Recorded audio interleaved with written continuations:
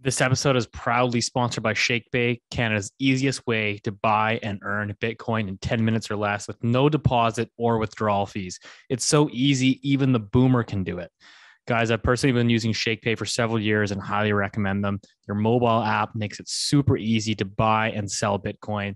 All you have to do is e-transfer directly to your ShakePay account and you're ready to go.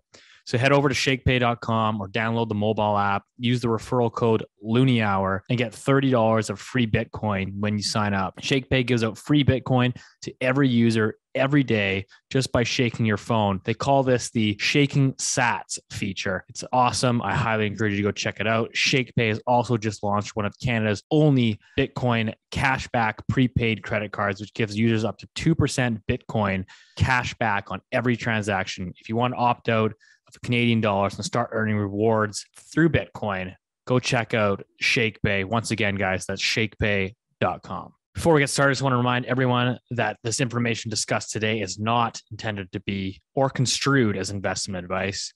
Please consult a professional advisor before putting a loonie in any of these financial markets. The dirty secret is that no one's ever going to get paid back. People have the shortest memories when it comes to investment. We just got to get Keith into Bitcoin. Hey, there's a bubble.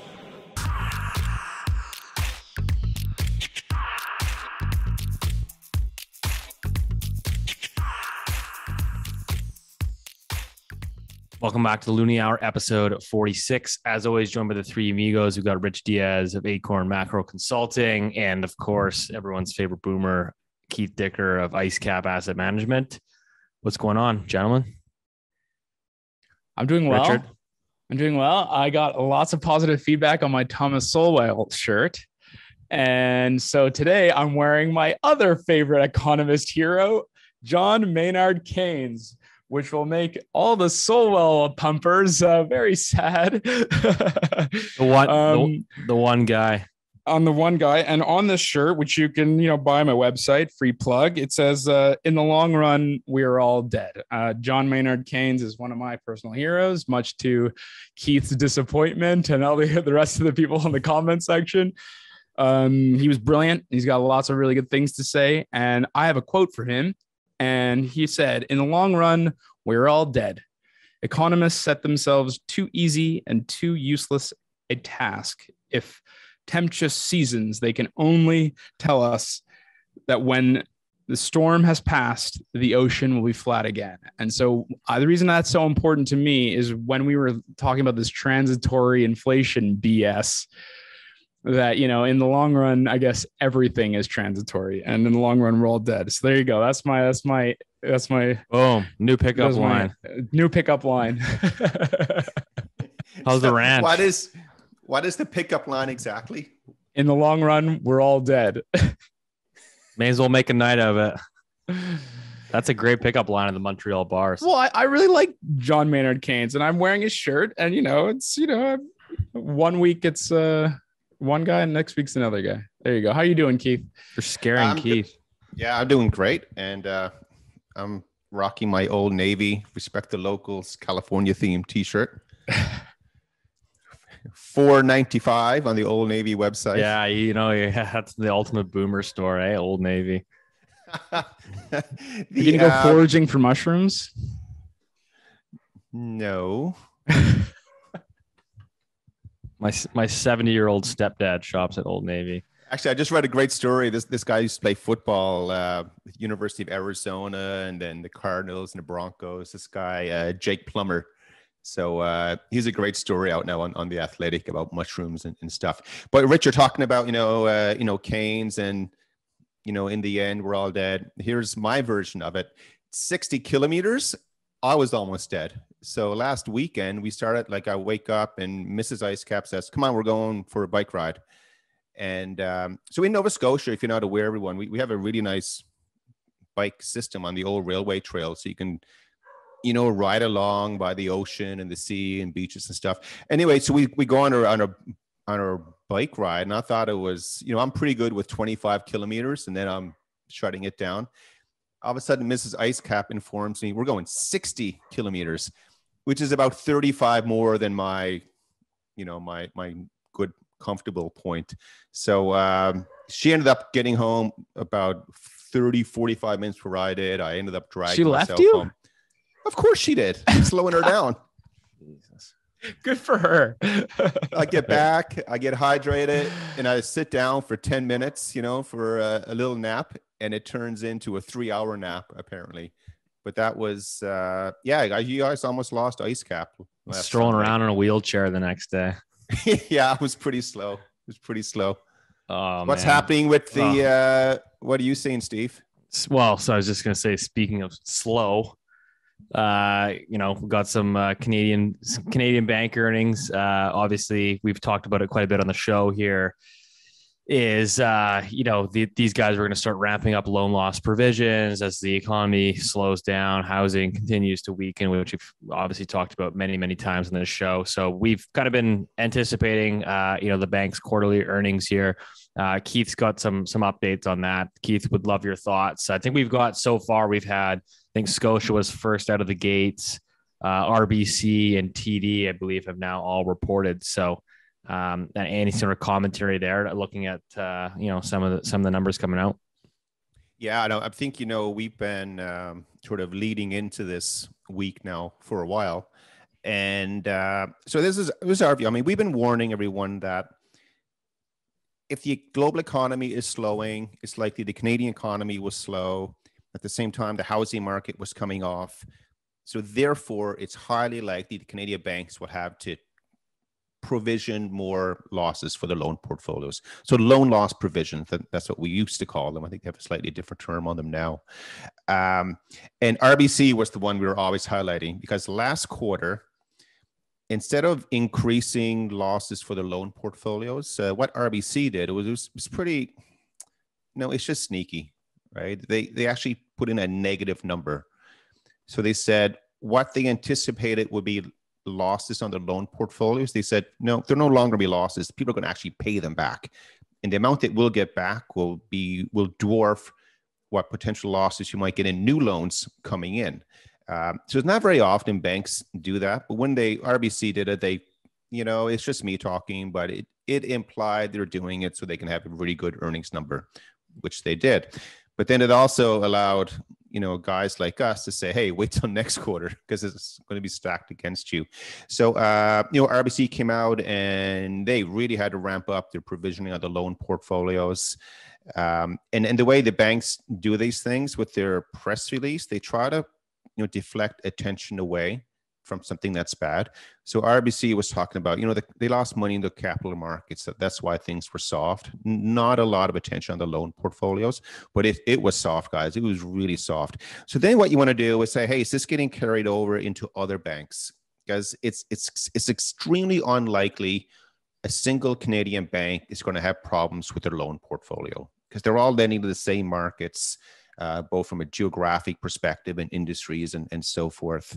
Scotiabank came out the day before RBC. And again, they had very weak loan portfolios. They had to increase their provisioning for that as well. But what they do to try to deflect attention, they basically said, hey, you know what, our international markets, performed very poorly for us, and they did that. And then I think, we had TD out yesterday. National Bank was also out. And again, they always try to come up with a headline to say, hey, things are really good here. But right now, on an aggregate basis, Canadian banks, they are starting to really increase potential losses coming up on their loan portfolios. And the way that we look at it right now, they're positioning for what you would call a soft landing. So if we do get a soft landing, and who cares how it's manufactured or anything, if it's by decree or by accident, then that the banks will be fine here. And I know a lot of people on social media are trying to wave the flag on the banks, say, hey, it's over for them. Just to be clear, Canadian banks are very well capitalized. They are not in danger of falling under. You don't need to go to yank your money out or anything. As of right now, this is just turning into a bit of a cyclical downturn. It could always accelerate, but as of this week, and it's Thursday, by the way, so Friday you're listening to this and Powell has already spoken. Bingo. But that's the news with RBC and the Canadian banks earnings. It's progressing exactly the way that we thought it would. And if you're wondering how we think it will go from here, cover your ears, Rich. Got it. Good. I think it'll deteriorate a little bit further from here. So I don't think we're swinging upward at this point.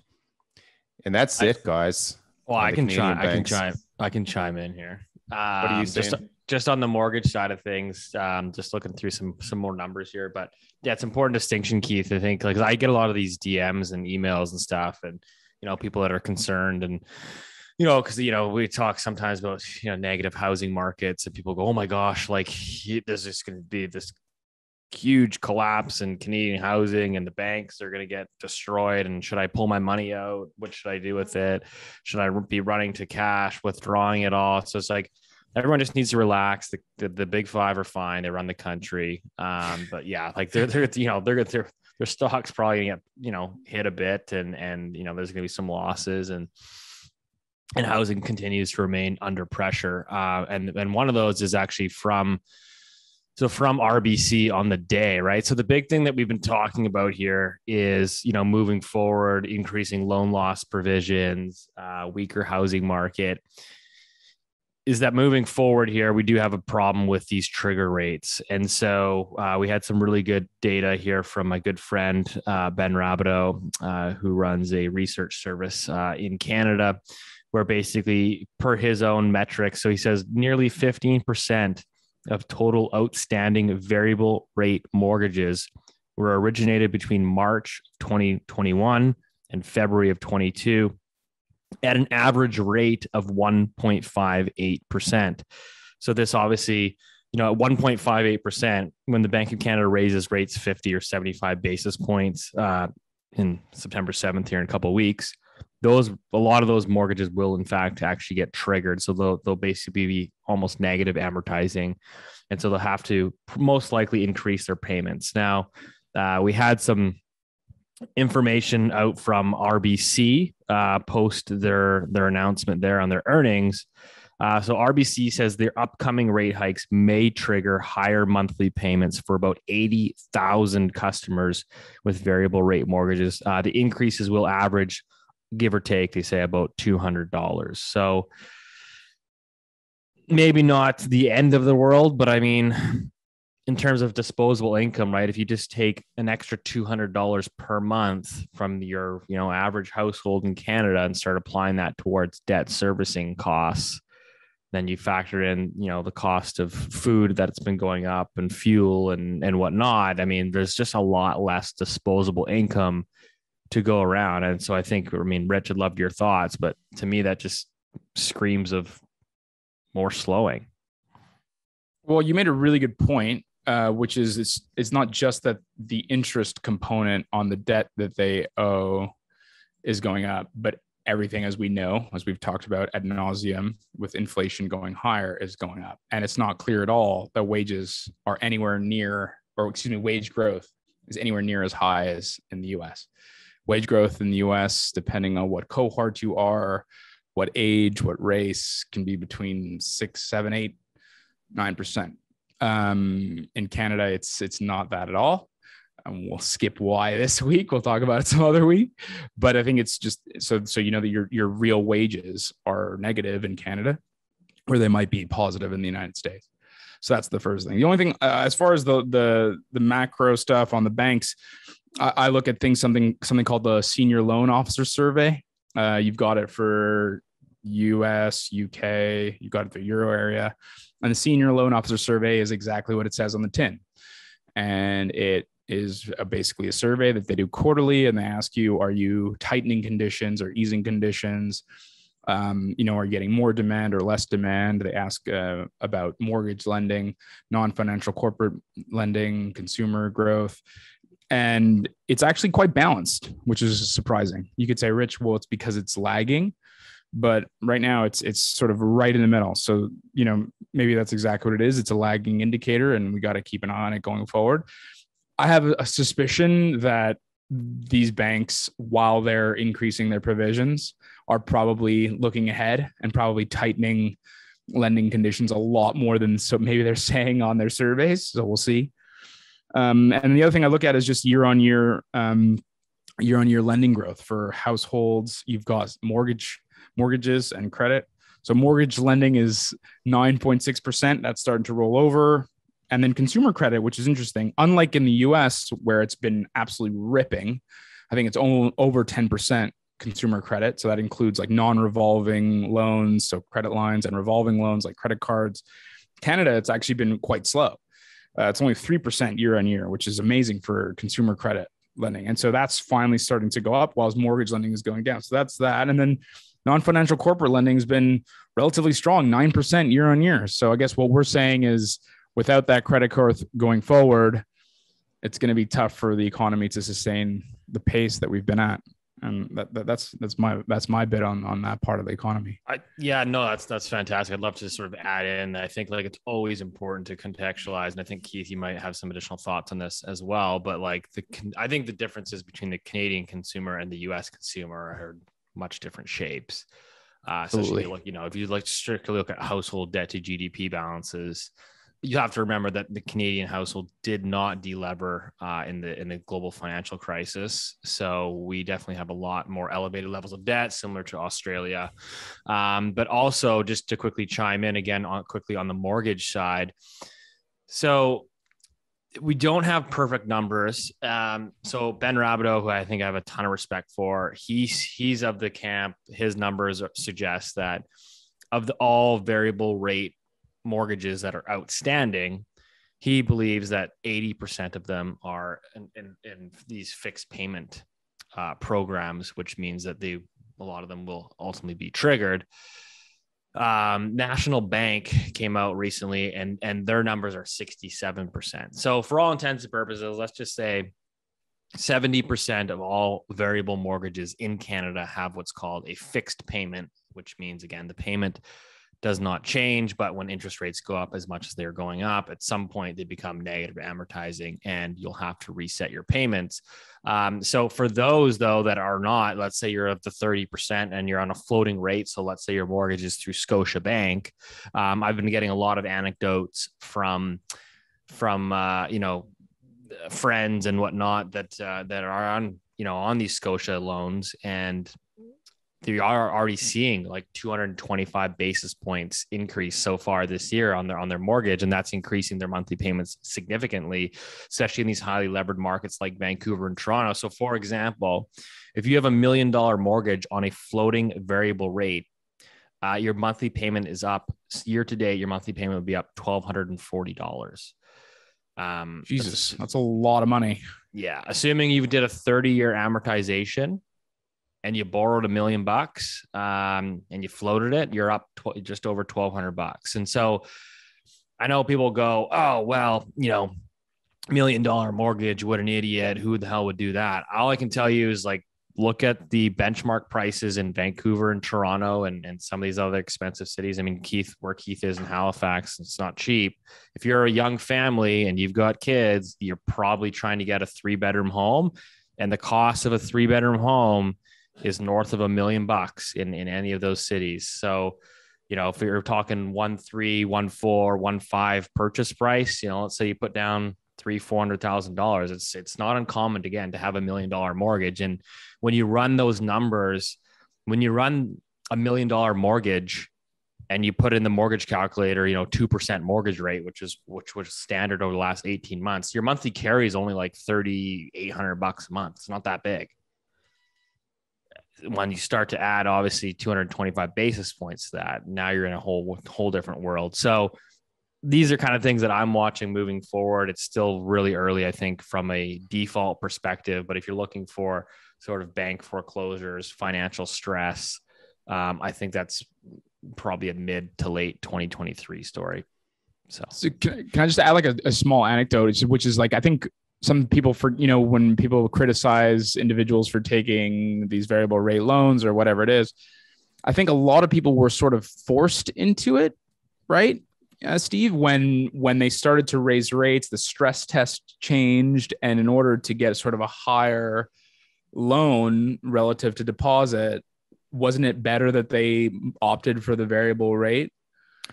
Yeah. So if you wanted to like qualify basically for the home that you wanted to purchase, Yeah, like I know a people guy in Nova Scotia who, modest house, modest income, but once the rates started rising, they were basically told, listen, the only way you'll be able to afford this house is if you do a variable rate mortgage.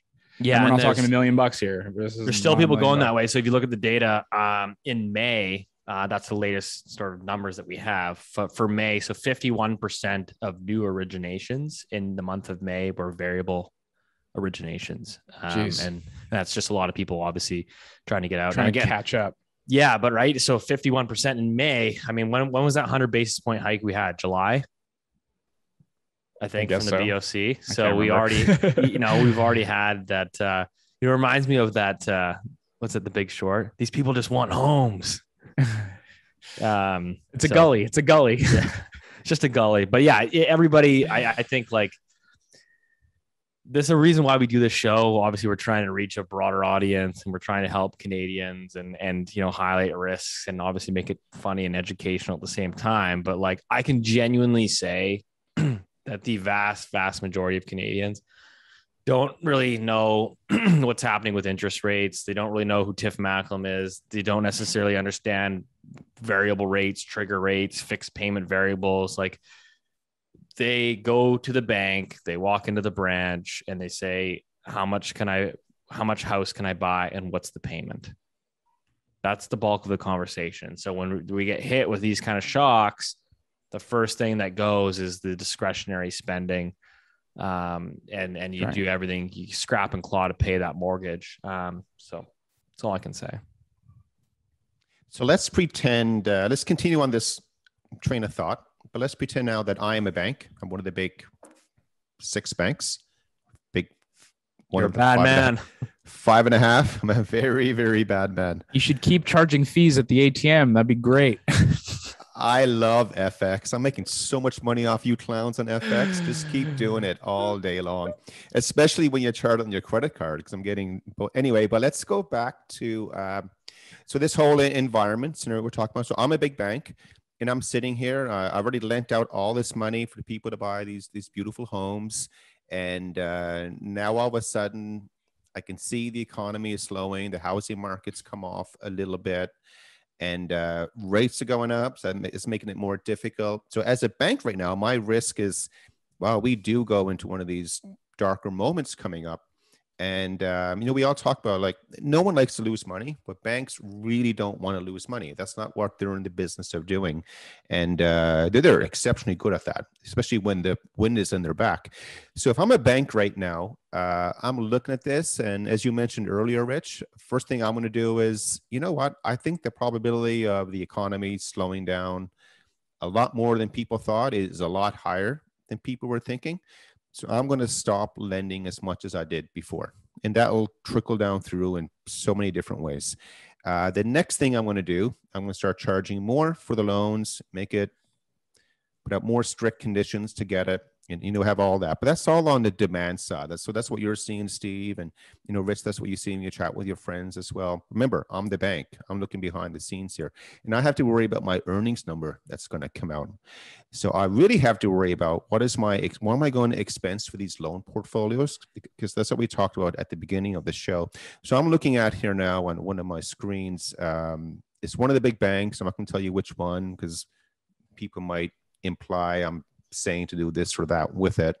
But I'm looking at the dollar amount that they're provisioning for credit losses. So it's the annualized amount. So it's a number, a big number. And so for example, the number for this bank from 2014 up to 2019, it increased every year because they're lending more and more money every year as you would. But the number is up to about, 3 billion, at the max. And then the pandemic hit, and that number, all of a sudden, they provisioned more than twice that, $7.25 billion, right? That's what they had to do. The world is going to end. No one's going to pay me back. In 21, they had a negative number. So they were actually, they didn't have to do as much as before. But the estimate for this year, for 2022, is it's about 1/3 to 1/2 of what was provisioned for the years 2019 back to 2014. So you're following me? Yeah, that's so good. even though they've lent out more money, the amount A lot more money. Yeah, a A lot more money. lot more money. Now, granted, a big chunk that they provisioned in 2020 is still caught up in the financial statement, so that's positive for it. But as a bank, I'm looking at this and I'm thinking, you know what? I might have to provision even more coming up than what I just did this quarter. So again, the suggestion here is everything is tied together. And hey, if you're an optimist and you think, hey, no, the world is going to recover nicely, globalization is coming back online, oil is going to fall in price, and Rich gets to go on with his policies that he wants to use for climate change and everything, then yeah, you're not going to have to worry. The economy is going to be fine. But as we go down this road here, again, as a bank, I'm having some pretty serious meetings right now with the risk side to make sure that we don't fall behind. So that's the last comment, sort of on the Can I touch on stuff. Can I just add something that some people might be interested in knowing? So what you've described is sort of a pro-cyclical idea. Often we say banks there's some things that are counter-cyclical, and often you can say that banks and bank lending are often pro-cyclical.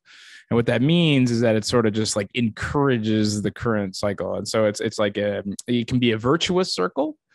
So when banks lend more, people have more liquidity, then they have more easier access to credit, then they bid up the prices of homes, and then banks see that the assets are rising, and then banks are confident, and then they allow more money to flow out to the homeowners in mortgages and mortgage lending, and the house prices go up even higher, and the banks are even more confident because the assets that they're collateralized the loan against is going higher.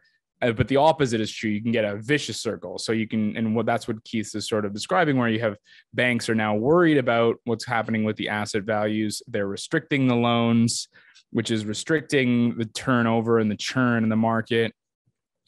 And that sort of again, that's pro-cyclical. So you can have the vicious circle or a virtuous circle. And so that's one of the risks that's going on right now, which is that the banks will continue to restrict loans and lending, which will hurt obviously house prices, et cetera, et cetera. Anyway, sorry, I just thought that was something that people might be interested in. Yeah, I think that's brilliant, because I've always try to mention that to people. It's like the funny thing is all you have to do is think about it as like, how come back in January, February in the housing market, when valuations were utterly obscene, where like people were just creating new all-time highs every single day, 10 offers on a house, $300,000 over the asking price, sells, several $100,000s higher than the neighbor that just sold 2 weeks ago. And yet the appraisal value always came in. There was never a question of like, maybe this guy overpaid. The appraisal almost always came in. And now, of course, we're hearing the stories of, oh, yeah, you negotiated $50,000 off the asking price, but the appraisal still came in a little bit light. So that's kind of the pro-cyclicality that Rich is talking about. It's banks basically create the boom, and I think ultimately they're certainly partially responsible for creating, the downturn or the bust, so to speak. So that brings me to a question then. So then, when you're hearing people talk about, with that in mind, when we're hearing people talking about, that the Central Bank of Canada might be over as far as raising rates in September, does that something that crosses your mind? Do you guys, do we care about that? Is it something we should talk about? Forgive me if it isn't. Yeah, Keith, you flagged that. I mean, so CIBC, their strategist, I guess, is calling for sort of one more and done in September, which was my call, I don't know, a couple of weeks ago on the pod. But I don't know if you've got any sort of commentary on that, Keith. Yeah. So I know a few weeks back, I suggested they would either do 50 or 75, and then the probability of them stopping was quite high. And also said that would be based upon, something bad happening. So I do believe we're increasingly getting to that period. However, as of right now today, the market is still expecting the Bank of Canada to be at 375 by year end. So we're at 250 right now. So long way to go. They ain't stopping there in a couple of weeks. Again, we'll see where we go with it. I didn't, I saw the headline for the CIBC, the strategist estimate.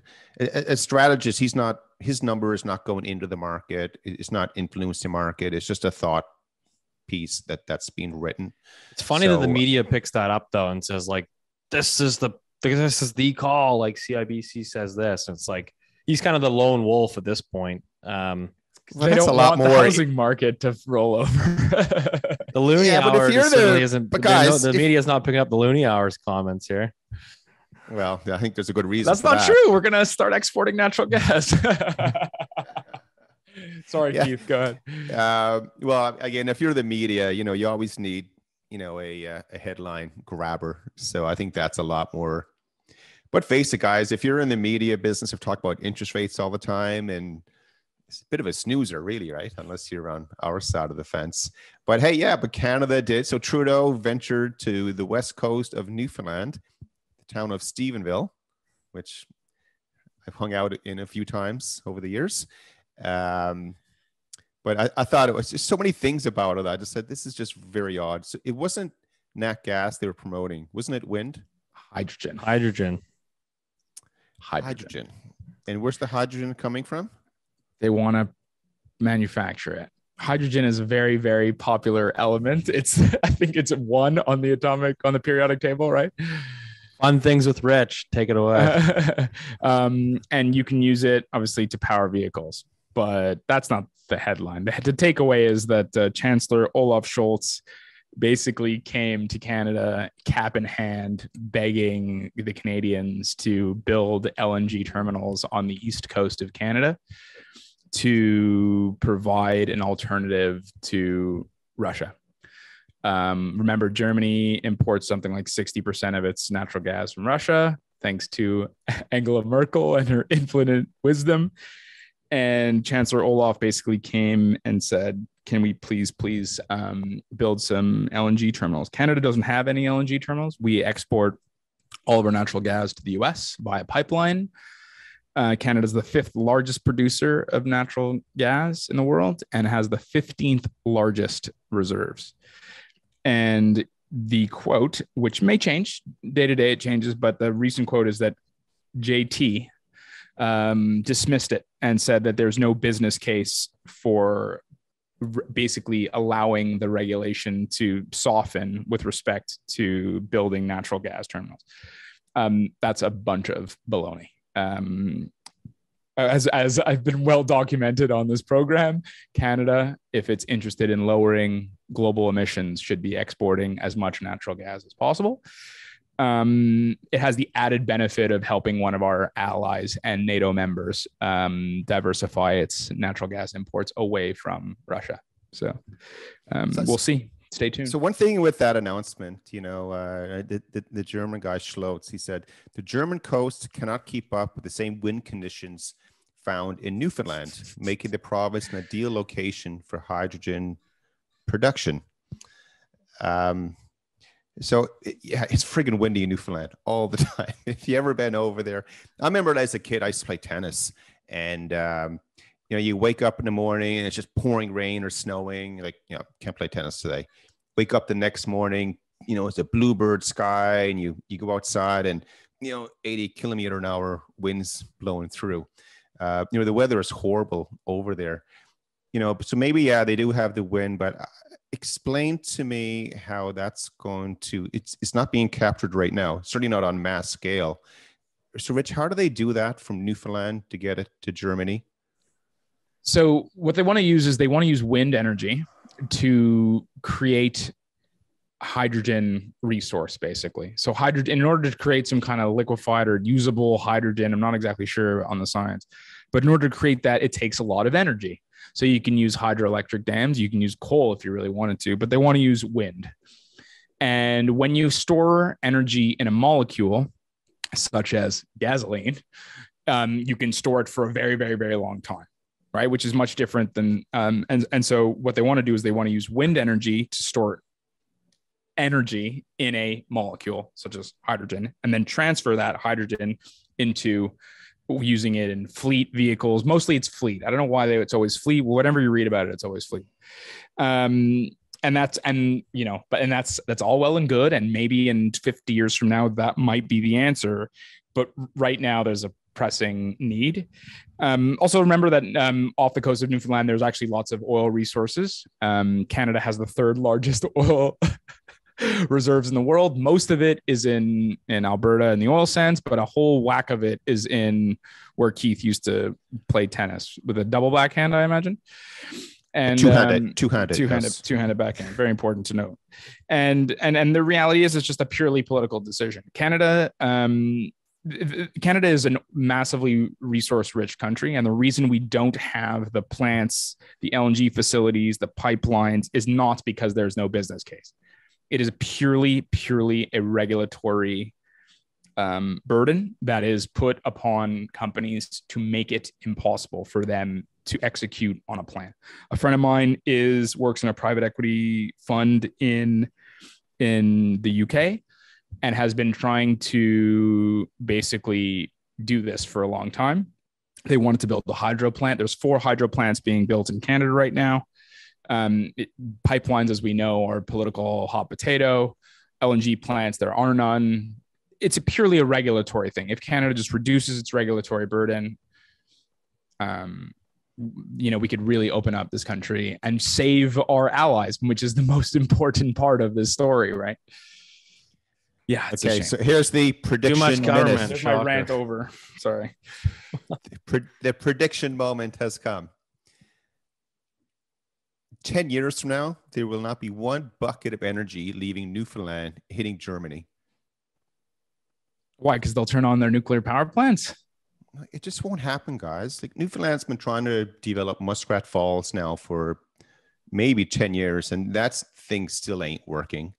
But it's purely a regulatory thing. It's the idea that there's no business case, that there's no money involved in that is not true. I mean, it takes 10 years to get approval. Nobody's going to put capital behind something that takes that long, that many hoops to jump through. I mean, I think whenever you have government involved in trying to put together a mega infrastructure and energy kind of project, it just doesn't work. It's always I just don't buy that, Keith. I don't buy that. James Bay is one of the most important hydroelectric dams on the eastern seaboard. That was government that helped spearhead that movement. It's government that moved the 50 or 100,000 people, 10 kilometers down the road outside of the flood zone. It's government that allowed for massive transmission lines to New York City. Government is useless if they want to be. If they want to be intransigent, they can be. And that's what's happening right now. But if government got out of the way, Canada could absolutely execute on loads of major infrastructure projects that could unlock Canada's natural resources. I don't buy the. And that's the major word, though. If the government gets out of the way, I'm sorry, guys. I just don't see it happening. I mean, that probably comes down to which political party is in power in several years from now. No comment. I don't think it really matters if it's left or right or middle in power. It's okay. Let's just say, for example, they're all useless. Let's be honest. Well, you know what? I think it's easy to pick on one side or the other, because there are an awful lot of very good people in the civil service, working different departments and so forth. They're doing a great job. I think to get something like that rolling, you're going to need, it's not thousands of dollars. Like, it's billions of dollars coming in. And I just think we're hitting this, secular swing with rates, credit spreads, everything. I just think it's going to be very difficult to have this announcement come to fruition. So 10 years from now, when we are on Loonie Hour number 42,185, and we're still wearing our really cool T-shirts. Let's see if they manage to pull this one off. Germany won't even exist as a country by then. It'll be broken up. It'll be annexed by Russia. yeah, maybe. Oh, God. Which brings us to the euro. To see what happened this week with the euro currency. Well, we broke parity a couple of weeks ago, didn't we? Well, a couple of weeks ago, it ticked it and it went back through. Now it's gone down through. I think I tweeted out, it may never see $1 again. I think it's Steve is laughing and chuckling, but No, I it's love true. it. You've been Yeah. all over. You've been like a dog on a bone on this trade. So Yeah, we're making good money on being short euro, and like anyone traveling to Eurozone soon, it might be a bit cheaper for them. It's not just the euro. It's not just the euro. It's the yen Mhm. and the pound, as we discussed before we started recording.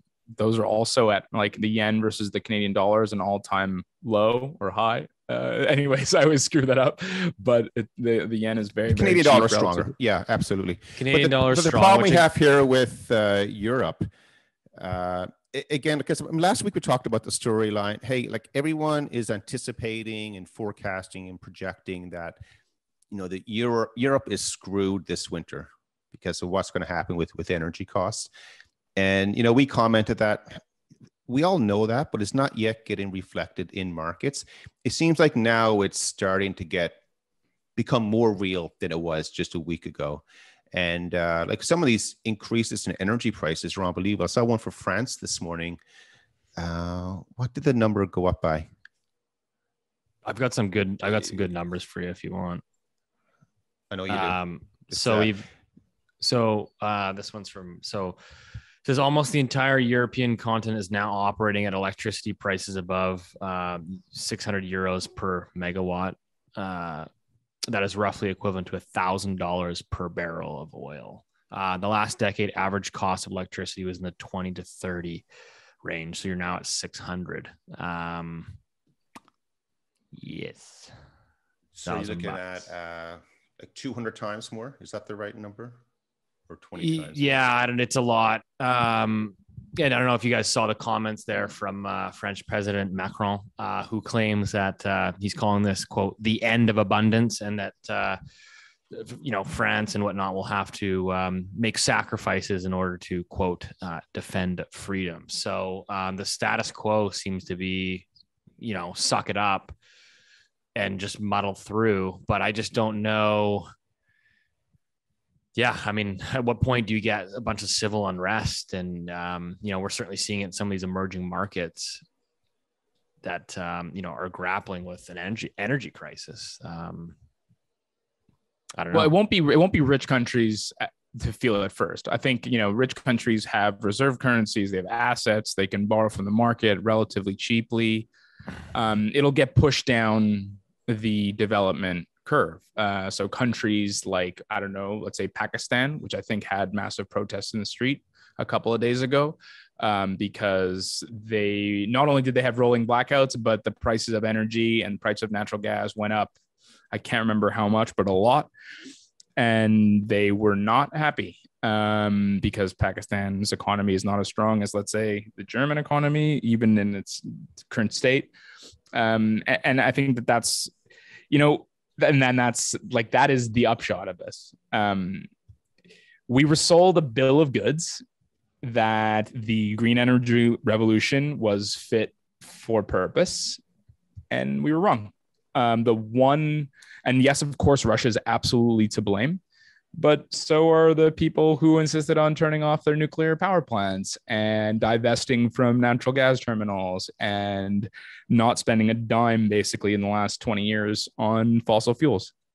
And so, as sad as all this is, I think it's wholly predictable, but I think it's really important to keep eyes on Pakistan and Sri Lanka and all these countries that don't have, reserve currency status and don't have access to markets to borrow and pay for their for people. I mean, I think there was I think the Isle of Man, for example, froze electricity bills for the entire winter, and they did so by borrowing. They basically borrowed from the market on a 20-year bond or something like that. And they're going to allocate all that money to basically freeze all of the electricity bills for the entire Isle of Man, which is off the coast of Great Britain. So, I mean, that allowed 85 people to stay warm. The Isle of Man. Come on. I'm just saying that's what happened. Well, I mean, how does this play out then moving forward? Like, so basically, like the government is basically going to be responsible for rationing out. They're rationing out energy, so they're going to basically pick the winners and the losers and saying, you get energy, you don't get energy. You gotta you can't turn your heat on. You got to close your factory, but this guy can open up. It's exactly what's happening. I mean, it was happening in Italy a couple of months ago, if I'm not mistaken, and Germany was talking about it too.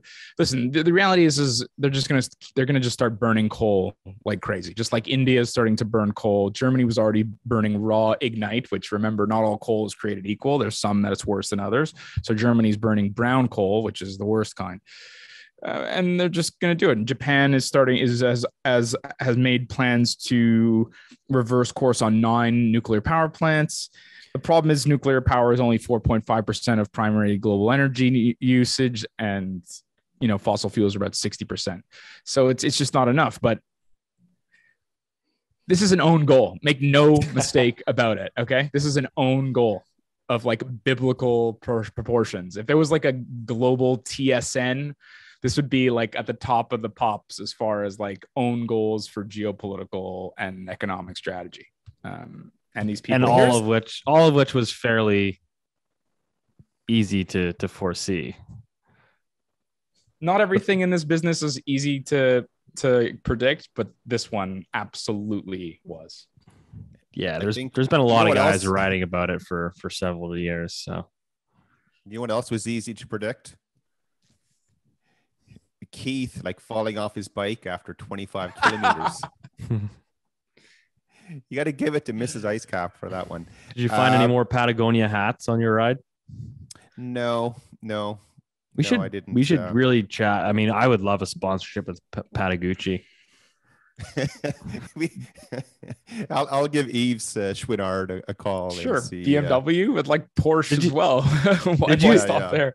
Yeah, did you hear that? I don't know if it's actually true, but Patagonia was upset because all the hedge funds on Wall Street were wearing Patagucci vests, and that was the finance thing, and they're we don't want to be seen with the finance crowd.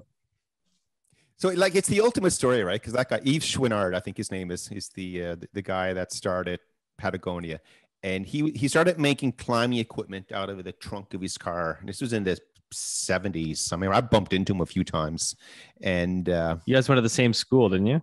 Yeah, I know, but no, but he was making carabiners and things like that out of his car, and all the other climbers said, "Man, this is cool stuff. You should make them for everyone." So we started doing it, and then it just started growing. And now today, he's Patagonia is more famous for the clothing line than their climbing equipment and stuff.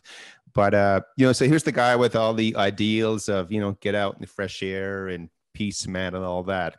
Now it's a multi-billion-dollar company, and all the hedgies in Connecticut are wearing the vest and stuff.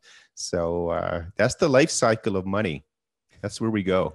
It's the same with Whole Foods. The guy who started Whole Foods was just trying to fight the industrial food complex and provide good quality. And now I think Whole Foods is owned by Amazon, right? And he wears a vest. He wears a Patagucci vest. What's the trajectory for the Looney Hour? Trying to disrupt financial media, then becomes a paid subsidy of the Trudeau government. Maybe if they approve a liquefied natural gas plant on the East Coast, I'll sign up for anything. Okay, let's circle back. So we're open to bargaining. Yeah, we're open to money. Absolutely. But that's the way the world works, everyone. Everyone runs on a P&L, a profit and loss. Everybody's got a price. Yeah. Even all you socialists out here, it's a profit and loss. So cynical. That's where we go. But what I suspect so right now, we're talking about a V-shaped recovery and all that stuff. It seems like the central banks, they want this L-shaped because they need to reduce demand long enough for supply to catch up with it. And so they need a prolonged slowdown or deep recession. We'll see where we're going here. So I know a lot of the central bankers have been out now this week, and they all have the same message. Even though, these are my words, even though the economies are slowing, the data is slowing or getting worse and all that, we're going to continue to hike rates until we crush inflation, which they want to crush on the demand side. So we could get this period here where commodities become a bit weakish, And I know we've been expecting it for a while now. We're looking to put some positions on it as it plays out. If we do get a near-term period with weak commodity prices, that could be one of these, opportunities that won't come along very often. So remember, everything's going to be cyclical here, and it's always going to be an overreaction to whatever's happening in the market.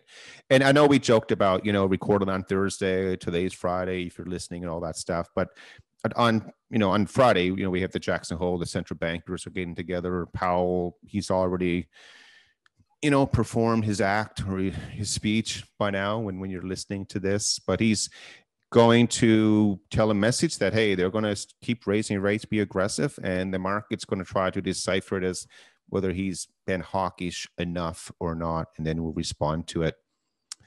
What's your view, Keith, on the bond market right now? Obviously, the long end's backing up again.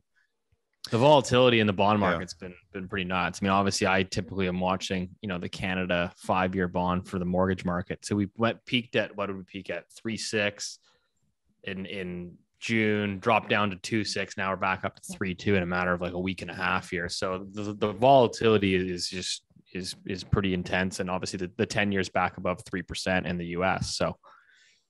Isn't it funny how like about 3, 5, 6 months ago, people were calling for the 10-year to go up to 5%, 6% and stuff like that. And it seemed like I think it hit 3.25. I think it did, Rich, in that range, maybe. The US? And, the US 10-year, maybe up there. Maybe in the higher. US 10-year peaked at 3.48. Okay, 3.5. And, and then it's come down to maybe, I'm ballparking, 1.7. And the number is, Steve? Came down to 2.5. Oh, sorry, I meant 2.7. Yeah. So 2.5. It came down to 2.5, and now it's back up above 3%. Yeah. So there were a few weeks back, we put on a position along the 10-year, basically. And we thought we could make maybe 10, 15% on the trade. And I think as of now, because it's come back, we might be up maybe 3.5% on it. So like we were getting that recession story starting to play out. And now all of a sudden the central banks are going in one direction, and it's been risk on again in markets. So money's left the 10-year and gone back into credit and equities and stuff. But I think once we get over Labor Day, then markets will suddenly tell us again what the correct path is coming up. I think it's a dangerous game that they're playing. I think it's a dangerous game that they're seeing the 10-year rise. I mean, in UK, for example, you're seeing bond yields rise as the currency falls. And in Europe, it's the same. And what that tells me anyways, is that investors are not interested in what they're selling. You've got the US DXY, which is a sort of basket of currencies. We're going to hit 110, which reflects, the weakness in the yen and the euro. But to see those yields rise and the currencies weaken tells me that investors are just not interested. They don't buy the story. They don't buy Europe, especially UK included. And I think that's, we've talked about things that might break, things that, worries. We've talked a lot about the emerging markets. Maybe we're wrong. Maybe it's the break is going to happen in Europe. Which is an emerging market. You're such a prick. Well, at least you're going back to Milan and campfires and coal. Come on, Rich. That's the... I was making a good point, man. It's amazing to see the chart, which I will promise to share this week, unlike last week, which I screwed up. But it's been a long time since we've had that kind of decoupling in the rates and the bond yields and the currency, and that should scare every central banker in Europe. So just to remind everyone here, the central bank of Japan, they're not they're controlling prices in the bond market. They are not allowing price discovery to take place. The European Central Bank, they're doing the exact same thing. They're suppressing price discovery. The Chinese are suppressing price discovery. UK is not. In the UK, it's not. So UK and Canada are probably the same level in terms of really mattering to the world, but it's the US market. I'm pretty sure there's a lot of price suppression taking place in American markets, but when you have that taking place on both sides of America, we're only going to get back to a fully functioning economy, a market economy. That's what you'd learn in school. Once the central banks have removed themselves, and you're allowing that invisible hand to move around again. We're nowhere close. I just want to comment on one thing. Because I know a lot of people are talking about the central banks pivoting or starting to cut rates and stuff like that. Again, my view is that they will only do that unless there's a big crisis somehow, like something blows up figuratively or literally. But in all the other cycles, I saw a report here earlier, once the Fed has stopped hiking, and on average takes about 8 months for them to cut rates again. So if you assume they stop hiking, let's say it's October, for example, then you're looking at next summer before they start cutting rates again. That's on average.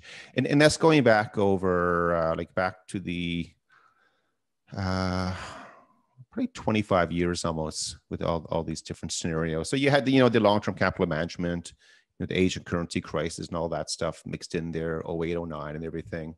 So anyway, just consider that. So if people are expecting, they stop hiking rates in, September, October, November, for them to start cutting rates again, like 1 or 2, 3 months afterwards, it means something really bad has happened out there in the world. Right? Yeah, that's a very, very important point, I think, to make. But I think people hear us sometimes and there's a misinterpretation in the discussion of these guys think maybe they're going to be done in September. It's like, yes, it may be done, but again, that just means rates hold there for 6, 7, 8, 9, 10 months before, again, something has to blow up. And so when you start seeing obviously markets rallying over the past couple of weeks, that's basically a sign to the Fed that they can and should be continuing to hike, right? I mean, how do you get a Fed pivot with markets up, 10-15%? And unemployment for prime age workers below 3, wage growth for prime age workers at 7%, no increase in initial job claims or continuing job claims, an average of 500,000 new jobs per month, participation rates going up. Yeah. It's going to be an interesting meeting tomorrow, I can tell you. Guys, just something in line with that, back to the whole energy story. The Strategic Petroleum Reserves, or the SPR that they have it's down in Texas, isn't it? Probably. I assume that's where it's held. Yeah, I mean, it's probably Cushing. I would have said Cushing's, Oklahoma, but I have no idea where it is. Sorry. Yeah, somewhere coming up from the Gulf. That's going to be empty by November at the current rate. No, they're not going to empty it. No, at the current rate, it will be emptied. So it's a bullish case for oil that, if we do get a decline in oil prices here coming up. Rich is licking his chops. It's going to be, Rich is like, I need my spreadsheet. I need my t-shirt for that. Actually, that's a good t-shirt. We need to get some proper t-shirts. By the way, if there's anyone that's listening that is like an animator, like a cartoon animator that thinks they can draft up some funny t-shirts for us, we would love to hear from you. Please email us. Because we'd love to. I think there'd be if they're really good, try to make a serious t-shirt for us. I don't get it. I don't get it. You guys don't get it. You guys are classic boomer. God's joke. sakes. Jeez. So this weekend, guys, like 3. This weekend at the Ice Cap House, I'm going to host a Oklahoma. Well, actually, we're calling it the first annual Burger Booze Fest. So it's going. I'm cooking a whole bunch of Oklahoma onion burgers for all my friends. It's like three people. 3 people over. No, but we're going to cook it up this weekend. So. It's going to be a good time. Sick. I guess my invites got stuck in the mail somewhere. We end summer that way. Canada Post. Well, we're still pushing for the one of these days we're going to have a Loonie Hour rager at Keith's house. 500 people, keg stands, jumping into the pool. University kicks off here in a few weeks, and I'm just a few blocks from St. Mary's and Dalhousie, and every year it seems like Dalhousie in the first week of school they have this like raging street party where you literally get thousands of people on the street, and the cops don't know what to do, the locals don't know what to do, and Keith's tired of his house getting teepeed. Yeah, he's going to be standing I'm not on in that zone. Standing on the front porch, the shotgun. And I'm in the non-rental. I'm in the non-rental zone. I don't have to worry about it. But, check it out. It's in the news every year, but that's coming up. And you're like Clint Eastwood. But I love when universities kick off again, because you always know the kids are back in town when you see 2 or 3 of them walking up the street, carrying a sofa, a lamp under another arm and stuff. It's fun. It's part of the ritual of circle in their Patagucci. Yeah, picking up the Patagucci hats. Well, I mean, I think that's a great place to end it. We didn't quite touch on the Joe Biden debt jubilee of $10,000 student relief. Maybe we'll touch on that another time, but that was also foreseeable given the amounts of debt. One point with that, though, I think all the money they're spending on that, it overwhelms the savings they claim they're going to get from their Inflation Reduction Act. Yeah, it's all politics. I don't know. Anyways, the big pot keeps getting bigger all the time, which is more borrowing and so forth. To be fair, debt to GDP is now down because nominal GDP has grown so much. Just saying. Hey, we said it from the get-go. How do you get rid of a massive debt burden? I mean, inflation kind of helps. So anyways, there you go. We'll leave it there. Like I said, we chatted about this link last week. So December 1st in Toronto is the tentative date for the next live Loonie Hour event. Details, events, etc. to be determined. But that is very much in the works, sponsored by our pals at ShakePay. But as always, we appreciate your support, and we'll see you next week.